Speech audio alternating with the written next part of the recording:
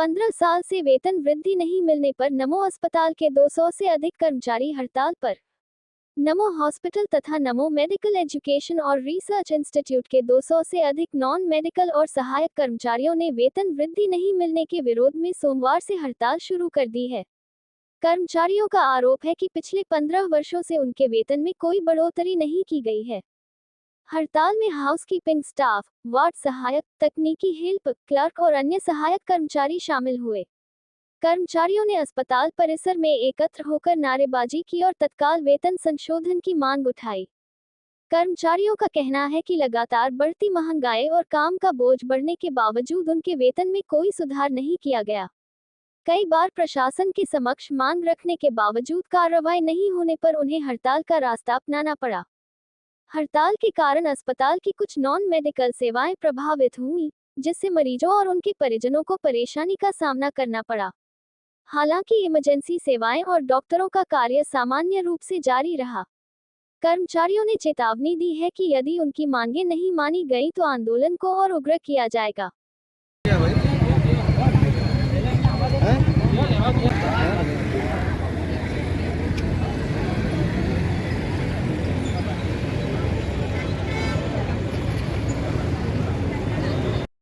કાંઈ વેકેન્સી નીકળે એમાં અમે કરી દઈશું, પણ એમાં બી કાંઈ બીજાને લેતા છે ને અમને નહીં લેતા મળે।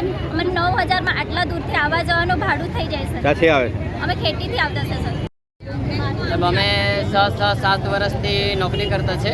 6-7 વર્ષથી નોકરી કરતામાં એમટીએસ તરીકે કામ કરું છું ને ઝાડુ પોતું કરે, બાથરૂમ સાફ કરાવે, પેશન્ટનું ડાયપર ચેન્જ કરાવે, યુરિન ખાલી કરાવે, એ બધું કામ કરાવે અને અમને 10,000માં એ લોકો કામ કરાવતા છે।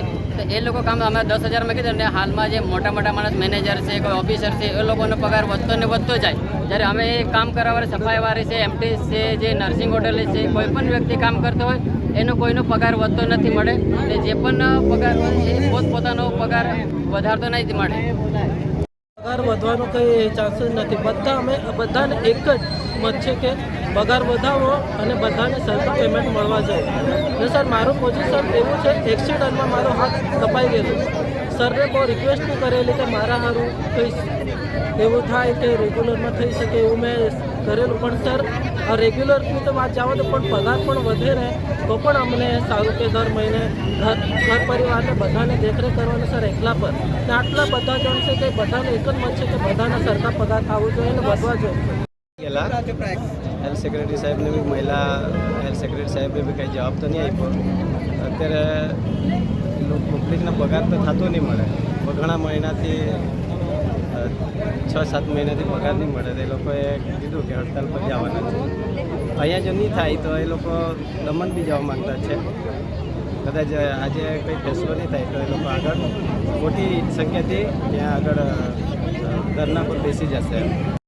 પગાર વધારતો નથી। 2014થી પગાર વધતો નથી, રેગ્યુલર કરતા નથી। અમે કોર્ટમાં બી ગયા, કોર્ટમાં બી જીતી ગયેલા, પણ એ લોકોએ રિજેક્ટ ઓર્ડરમાં આપીને 3 વખત અમને રિજેક્ટ કરવા લખાય।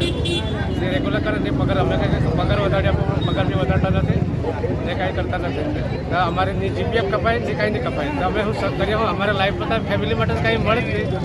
કાલ ઉઠીને અમને કાઢી કહી દે, અમને તો ખાલી હાથ નીકળવું પડે। કાંઈ એના માટે તો કહી જાય ને કે પીએફ નહીં કપાય, તો પીએફથી કપાવા જોઈએ, તો પીએફથી કપાય, કાંઈ નહીં કપાય। અમારા ફેમિલી માટે શું છે? કોન્ટ્રાક્ટર એના કરતાં તો રોકડાવાળા રોકડા પૈસા લઈ જાય રીતના પગાર ટાઈમ પર નહીં આપે, 4-4 મહિના પગાર આપે નહીં, એના માટે તો કંઈ નિર્ણય જોઈએ ને, કમસે કમ सैलरी तो વધારવા જોઈએ ને। नमो हॉस्पिटल तथा नमो मेडिकल एजुकेशन और रिसर्च इंस्टीट्यूट के 200 से अधिक नॉन मेडिकल और सहायक कर्मचारियों ने सोमवार से अनिश्चितकालीन हड़ताल शुरू कर दी।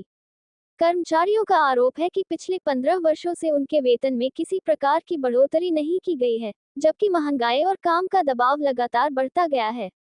कर्मचारियों का कहना है कि कई बार प्रशासन के समक्ष अपनी मांगे रखने और ज्ञापन सौंपने के बावजूद उनकी समस्याओं पर कोई ठोस कार्रवाई नहीं हुई, जिसके कारण उन्हें मजबूर होकर आंदोलन का रास्ता अपनाना पड़ा।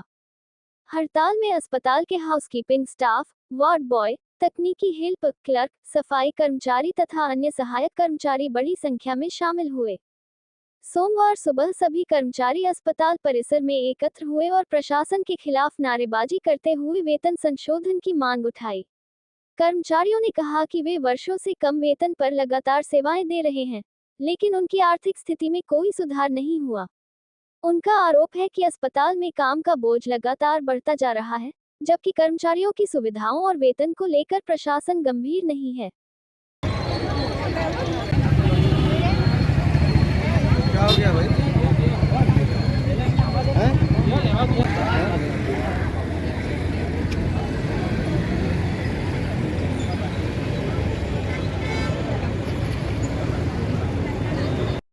કાંઈ વેકેન્સી નીકળે એમાં અમે કરી દઈશું, પણ એમાં બી કાંઈ બીજાને લેતા છે ને અમને નહીં લેતા મળે. અમને 9,000માં આટલા દૂરથી આવવા જવાનું ભાડું થઈ જાય સર. ક્યાંથી આવે? અમે ખેતીથી આવતા છે સર. સર અમે આજે 22 વર્ષની સર્વિસ કરીએ રજિસ્ટ્રેશનમાં.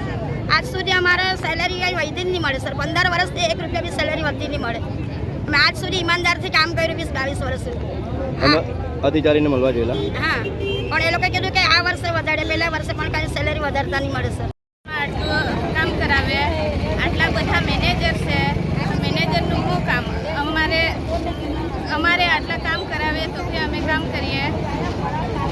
એમાં એ લોકો દર્શન સરને મળવા જાય તો દર્શન સર અમને ધમકી આપીને પીવડાવે કે તમે લોકો વારંવાર મળવા જાય તો એ લોકો કહે કે અમે 2-3 જણ મળવા આવવાના.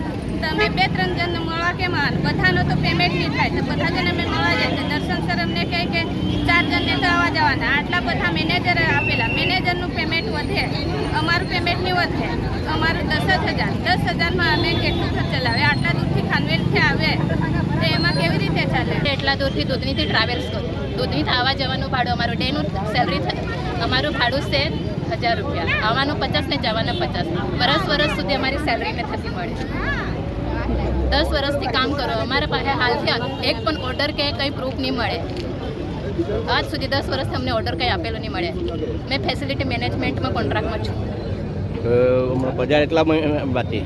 મારો પગાર માર્ચથી બાકી હતો, 5 મહિનાનો થઈ ગયો. હજુ ઓક્ટોબર સુધીથી સેલરી બાકી છે મારી. સર લોકોને ચેમ્બરમાં જઈને મળીને એક અઠવાડિયામાં થાય, મહિનામાં થાય, આજ સુધી અમારી સેલરી નહીં થઈ. આજે 28 વર્ષ થયા, એટલા 28 વર્ષ આજે રૂપિયો પગાર નહીં વધે. આજે આ મેનેજર બનાવ્યા છે, આના કારણે ફેક્ટરી બનાવી, એટલે કાલના આવે ને એટલા ભાવ ખાય એટલે કોઈ જાણે કાપી આવીને અમને સતાવે. આજે કેટલા વર્ષો થઈ ગયા, દાસ સાહેબે કાંઈ નહીં કર્યું. હમણાં દર્શન સર કે કોઈ બી હોય પણ પહેલે પગાર વધારો ને પગાર ઓર્ડર આપો, તેમાં પગાર વધારો જોઈએ. હા, ને ટાઈમથી ટાઈમ, ભલે 1 મહિનો લેટ, પણ આ શું છે 8-9 મહિનાથી પગાર નહીં થાય. બિચારા દૂરથી આવે, ખાનવેલ દૂધની.